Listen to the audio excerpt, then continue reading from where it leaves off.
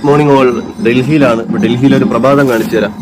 മണി 6:10 ആയിട്ടുള്ളൂ. അപ്പോൾ അലാറം വെക്കേണ്ടി വന്നില്ല. നല്ല ശബ്ദമുള്ളതുകൊണ്ട് പെട്ടെന്ന് എണീറ്റ്.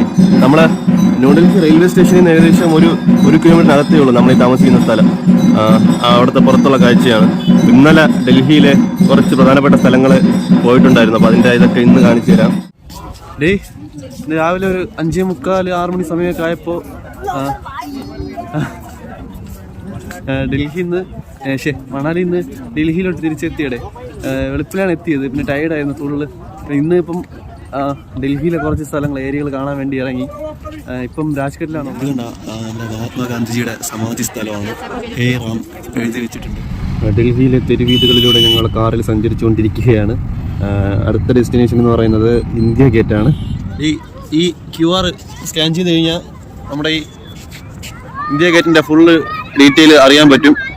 നിങ്ങൾ സ്കാൻ ചെയ്ത് നോക്ക്. നമ്മുടെ ഡ്രൈവർ ബായ് പറഞ്ഞു തന്നു ഇവിടെയാണ് നമ്മുടെ എംബസികൾ, ഓൾ കൺട്രീസ്, യൂറോപ്യൻ രാജ്യത്തിൻ്റെ ഒക്കെ എംബസികൾ വരുന്ന ഇവിടെയാണ്. ഈ ഒരു ഏരിയയിലാണ് എംബസികളും മറ്റും വരുന്ന ഒരു ഏരിയ എന്ന് പറയുന്നത്. അതാ കാണുന്നതാണ് രാഷ്ട്രപതി ഭവൻ. പിന്നെ അതിന് തൊട്ടടുത്തായിട്ട് അപ്പുറത്ത് ഇന്ത്യൻ പാർലമെൻറ്റ് മന്ദിരം കാണാം. നമുക്ക് ഇങ്ങോട്ടൊന്നും എൻട്രി ഇല്ല. ഔട്ട്സൈഡ് നിന്നിട്ട് ജസ്റ്റ് പിക്ക് എടുക്കുക, അത്രേ ഉള്ളൂ. ഭയങ്കര സുരക്ഷയും കാര്യങ്ങളൊക്കെയാണ് ഇവിടെ. പോകാൻ പറ്റത്തില്ല അങ്ങോട്ടേക്ക്. എടാ, നമ്മൾ അടുത്ത് കാണാൻ വന്നത് കുത്തബ് മിനാറാണ്. ഇതെന്ന് പറയുന്നത് ഏകദേശം 900 വർഷത്തോളം പഴക്കമുള്ള ഒരു ഹിസ്റ്റോറിക്കൽ നിർമ്മിതിയാണ്. ഇത് ഇഷ്ടിക കൊണ്ട് നിർമ്മിച്ച ഇന്ത്യയിലെ ഏറ്റവും പഴക്കം ചെന്ന കെട്ടിടമാണ്. യുനെസ്കോയുടെ പൈതൃക പട്ടികയിൽ ഇടം നേടിയ ഇന്ത്യയിൽ നിന്നുള്ള മറ്റൊരു കെട്ടിടം കൂടിയാണ്. ഇതിനെക്കുറിച്ച് ഡീറ്റെയിൽ ആയിട്ട് ബാക്കിയൊന്നും എനിക്ക് അറിഞ്ഞുകൂടാ. നിങ്ങൾ യൂട്യൂബ് നോക്ക്. ഇവിടെ കുത്തബ് മിനാറിൻ്റെ ഡാറ്റയൊക്കെ എന്തോ എഴുതി വെച്ചിട്ടുണ്ട്. നിങ്ങൾ വായിച്ചു നോക്ക്. കൊച്ചു നിന്ന് വായിച്ചുകൊണ്ട് ഇന്ത്യയിലെ ഏറ്റവും ഉയരം കൂടിയ നിർമ്മിതി എന്നാണ് അറിയപ്പെടുന്നത്. പക്ഷേ ആക്ച്വലി ഇതിനേക്കാളും താജ്മഹലിന് ഉയരം കൂടുതലെന്നാണ് പറയപ്പെടുന്നത്. ഇത് ആ പണ്ടത്തെ ഇത്രയും വലിപ്പമുള്ള ഇഷ്ടികയോ വലുതാണ്. ക്യാമറ കാണും പോലെയല്ല. പിന്നെ എന്തോ ലെറ്റേഴ്സൊക്കെ എഴുതി വെച്ചിട്ടുണ്ട്. ഇവിടെ നിന്ന് കുത്തബ് മിനാറിൻ്റെ അത് കണ്ടിട്ട് വന്നപ്പോൾ ഇവിടെ ആൾക്കൂട്ടം. എന്താ നോക്കിയപ്പോൾ ഇവിടെ മോഡലിൻ്റെ ഫോട്ടോഷൂട്ട് നടക്കണ്ടേ. ഡ്രസ്സിൻ്റെ എന്തോ പരസ്യമാണ് കേട്ടോ. ഡ്രസ്സിൻ്റെ എന്തോ അഡ്വർടൈസ്മെൻ്റ് ആണ് എടുക്കുന്നത്. ഇതാണ് ആക്ച്വൽ വ്യൂ വരുന്നത്. ഇനി അടുത്ത ഡെസ്റ്റിനേഷനിലോട്ട് പോവാം. അതിനുശേഷം നമ്മൾ ലോട്ടസ് ടെമ്പിൾ കാണാൻ വന്നടേ. ഇവിടെയാണെങ്കിൽ 2 സൈഡും പൂന്തോട്ടമൊക്കെ സെറ്റ് ചെയ്ത് നല്ല വൈബായിട്ടുണ്ട്. എനിക്ക് ഇഷ്ടപ്പെട്ടേ, കൊള്ളാം. അപ്പോൾ നമ്മൾ ഇന്ന് കാണേണ്ട ഏകദേശം ഡെസ്റ്റിനേഷനൊക്കെ ആയടേ. ഇനി നൈറ്റ് നമ്മൾ ചിലപ്പോൾ ഈ മാർക്കറ്റ് ആ ഏരിയയിലോട്ട് പോവുകയാണെങ്കിൽ ആ കാഴ്ചകളിലൂടെ ഞാൻ ഇതിൽ ആഡ് ചെയ്യാം. നമ്മളിവിടെ ഡൽഹിയിൽ നൈറ്റ് ലൈഫ് എക്സ്പ്ലോർ ചെയ്യാൻ വേണ്ടി പോകുന്നുണ്ട്. അപ്പോൾ ഇതാ ചെറിയ റിക്ഷയൊക്കെ എടുത്തിട്ട് ഭയങ്കര സെറ്റപ്പാണ്. നോക്ക്, ഈ ഡൽഹിയിൽ ഇതാ ഇത്രയും വലിയ ട്രാഫിക്കിനിടയിൽ നമ്മൾ നൈസായിട്ട് ഒരു റിക്ഷയൊക്കെ സെറ്റ് ചെയ്ത് ഫുഡ് കഴിക്കാൻ പോകണം. നോക്കട്ടെ എന്താവും. ഡൽഹി ജമാ മസ്ജിദ് എത്തിയടേ. നൈറ്റായി പോയി. ഇന്ന് ഫുള്ള് ഡൽഹി കുറച്ച് സ്ഥലങ്ങൾ ഫുള്ള് കണ്ട്. അപ്പോൾ നമുക്ക് ഇന്ന് ഒരൊറ്റ ദിവസമേ ഉള്ളൂ ഡൽഹി കാണാനായിട്ട്. ഇന്ന് നൈറ്റായി പോയി എത്തിയപ്പം പുറകെ കാണുന്നതാണ് ഡൽഹി ജമാ മസ്ജിദ്.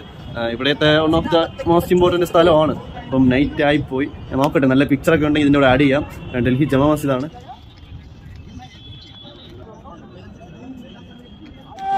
ജമാ മസ്ജിദിൻ്റെ എൻട്രി ആണ്. അപ്പോൾ ജമാ മസ്ജിദ് കണ്ടിറങ്ങി വന്നിട്ട് ഇങ്ങോട്ട് നോക്കിയപ്പോൾ തിരക്ക് നോക്കടേ. ഡൽഹിയിലെ തിരക്കെന്നൊക്കെ നമ്മൾ കേട്ടിട്ടേ ഉള്ളൂ. പൊന്നളിയ മുട്ടൻ തിരക്കെന്ന് വെച്ചാൽ മുട്ടൻ തിരക്ക്. ഇത് നോക്കണേ, നടന്ന് ഒരാൾക്ക് പോകാൻ പറ്റൂല. ഇനി ആളെ അവിടെ കൊള്ളൂല. അമ്മാതിരി തിരക്ക്. ഡൽഹിയില് അവിടെ ജമാ മസ്ജിദ് കണ്ടിറങ്ങിയപ്പോൾ പുറത്ത് തിരക്ക് നോക്കിയാണ്.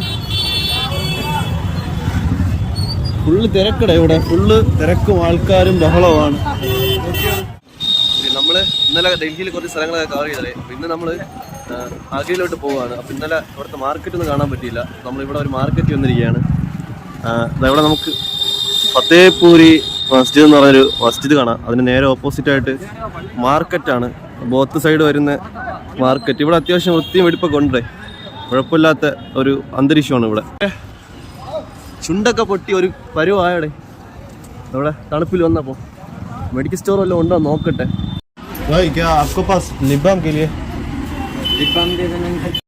ഈ ഒരു ഐറ്റം കിട്ടിയിടേ. മെഗ്ബ്ലോ ലിപ്സിംഗർ എന്ന് പറയുന്ന സാധനം കിട്ടി. ചുണ്ടിലിട്ടോ കിട്ടും. ചുണ്ടൊക്കെ പൊട്ടി പൊളിഞ്ഞിരിക്കണം. ആൾറെഡി പൊട്ടി പൊളിഞ്ഞാണ് ഇരിക്കണം. അതിൻ്റെ കൂടെ തണുപ്പും കൂടെ അടിച്ചപ്പോൾ പണിയായടെ. നമ്മൾ പോണ വഴിയിൽ കണ്ടതാണ്, പേരൊക്കെയാണ്. സൈസ് നോക്കിയാണ് കിतना കെ ജി 120 റുപ്യ പെർ കെ ജി ആണ്. ഈ റെഡ് ഫോർട്ട് കാണാൻ വന്നത് ഇത് ഇന്നലെ കാണാൻ പറ്റിയില്ലായിരുന്നു. ഇന്ത്യയുടെ ചുവന്ന കോട്ട എന്നറിയപ്പെടുന്ന റെഡ് ഫോർട്ടാണ്. ഡൽഹിയിലെ ഒരു പ്രധാന സ്ഥലമാണ്, സന്ദർശിക്കേണ്ട ഒരു സ്ഥലമാണ് റെഡ് ഫോർട്ട്. റെഡ് ഫോർട്ടിലെത്തിയിരിക്കുകയാണ്. അപ്പോൾ ഇന്ന് ഈ റെഡ് ഫോർട്ടും മാർക്കറ്റും കാര്യങ്ങളൊക്കെ കണ്ടിട്ട് ഇന്ന് ഉച്ചയ്ക്ക് തന്നെ ഇവിടെ നിന്ന് തിരിക്കും ആഗ്രയിലോട്ട്.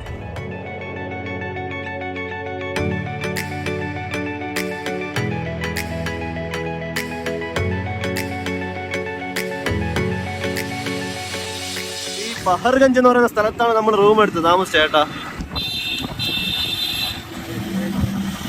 അത് കഴിഞ്ഞ് ഇവിടെ കേരള ഹോട്ടലിൽ വന്നടേ ഡൽഹിയിൽ. ഇത് ഇവിടുത്തെ ഫുഡ് മെനു ആണ്. അങ്ങനെ ഒരു 6-7 ദിവസത്തിന് ശേഷം നമ്മുടെ നാട്ടിലെ ഫുഡ് കണ്ടടേ. ചമ്മന്തി കറി, സാമ്പാർ, ചട്നി, ഇഡ്ഡലി, ഉഴുന്നുവട. കഴിച്ചോട്ടെ. ഇവിടെ നിന്നാണ് ഫുഡ് കഴിച്ചേട്ടോ, കേരള ഹോട്ടൽ. ഇത് മലയാളി ചേട്ടനാണ്, നമ്മളെ വിളിച്ച് കയറ്റിയാണ്. ശരിയേട്ടാ. നമ്മുടെ ന്യൂഡൽഹി റെയിൽവേ സ്റ്റേഷന് നേരെ ഓപ്പോസിറ്റ് ആയിട്ടാണ് ഇത് വരുന്നത്. ആരെങ്കിലും വരികയാണെങ്കിൽ നല്ല കുഴപ്പമില്ലാത്ത തരക്കേടില്ലാത്ത ഫുഡ് കിട്ടും. ന്യൂഡൽഹി റെയിൽവേ സ്റ്റേഷൻ ഇവിടെയാണ്. നേരെ അകത്ത് വരുന്നുണ്ട് കേരള ഹോട്ടൽ. അങ്ങനെ ഡൽഹി നമ്മൾ കുറച്ചൊക്കെ കവർ ചെയ്തിട്ട് പിന്നെ ഇവിടെ നിന്ന് ആഗ്രയിലോട്ട് പോവുകയാണ്. അപ്പം ഇവിടെ നിന്ന് അരവിന്ദ് കെജ്രിവാളിൻ്റെ ഡൽഹിയോട് വിട പറയുകയാണ്. ഈ കാഴ്ച ആഗ്രഹിച്ച് നിന്നിട്ട് ട്രെയിനിന് വേണ്ടി വെയിറ്റ് ചെയ്തിരിക്കുകയാണ്.